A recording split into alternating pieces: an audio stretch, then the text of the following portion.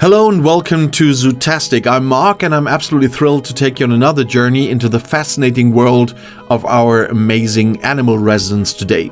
And today we're mentally traveling deep into the humid, lush rainforests of South America, specifically Suriname, or rather we're visiting one of the smallest yet most visually stunning and famous amphibians right here at the Allwetterzoo Zoo Muenster in Germany.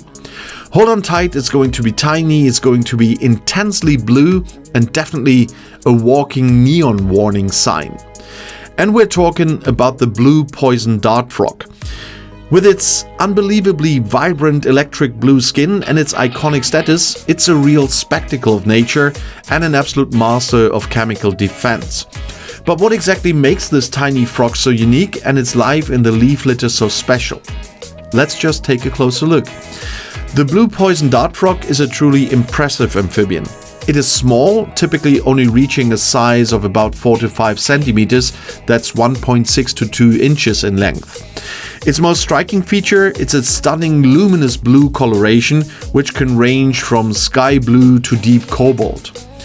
And this bright blue is broken up by a network of black spots and splotches, which is unique to every individual frog like a fingerprint. And this coloration isn't meant to be camouflage, quite the opposite. This phenomenon is called aposematism, and it's nature's way of shouting, "I'm dangerous, stay away." The skin is smooth and appears moist, as is typical for frogs.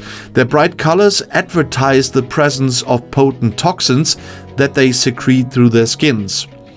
And these fascinating amphibians are remarkably localized, coming exclusively from the Sipaliwini savanna in southern Suriname, right near the border with Brazil. They inhabited a small area of rainforest fragments and savannas, often found near small streams and pools in the rocky areas. They are strongly terrestrial, that means ground-dwelling, and spend most of their time hopping through the damp leaf litter on the forest floor, though they are capable of climbing. They are diurnal, meaning they are active during the day, which is necessary for their bright warning colors to be most effective. Imagine spotting that intense blue against the dark, wet jungle floor, an unforgettable sight that reflects the hidden wonders of the South American rainforest. But how does this toxic frog actually live, and what makes its defense mechanism so effective? And this is one of the most fascinating characteristics of the blue poison dart frog. The toxicity comes from alkaloid poisons that they ingest through their diet in the wild. Their diet primarily consists of small invertebrates like ants, mites, and tiny beetles. It is believed that these specific insects in turn consume certain toxic plants or fungi, and the frog then bioaccumulates these toxins in its skin glands without harming itself. And here's a super interesting fact. Frogs raised in human care, like those at the Allwetter Zoo Muenster, are not poisonous. Since they are fed on a diet of non-toxic invertebrates like fruit flies, they never develop the poisons, making them safe for keepers to handle. And this fact strongly supports the dietary origin of their famous defense. Their poison in the wild is powerful enough to deter almost any predator. And a truly super interesting fact about the blue poison dart frog is its parental care. Unlike many frogs that simply lay eggs and leave, poison dart frogs exhibit complex and dedicated parenting behavior. The female lays a small clutch of eggs in a moist, secluded spot on land, often under a leaf or log.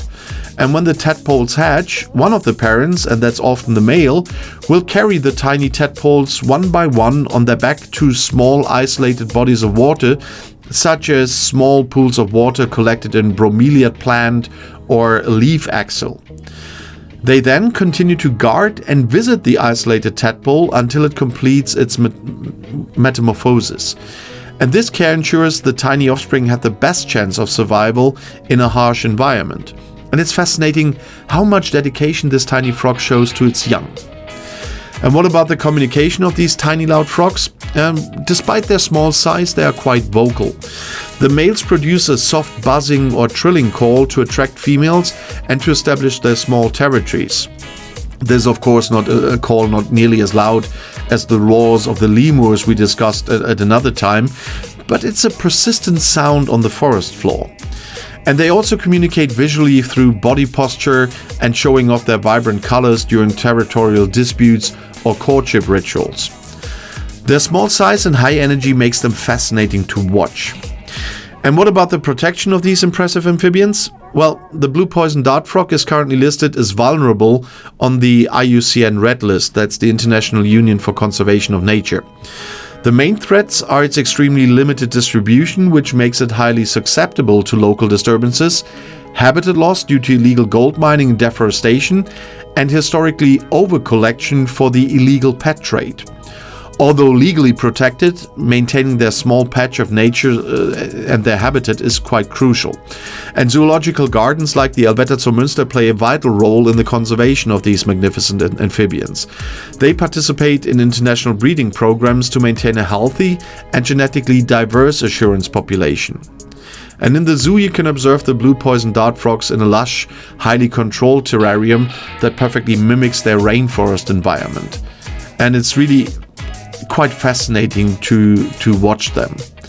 But unfortunately, that's already it for today on Zootastic from the Allwetter Zoo Muenster, and I hope you enjoyed this little dive into the life of the blue poison dart frog. And I already look forward to welcoming you again next time with another fascinating animal.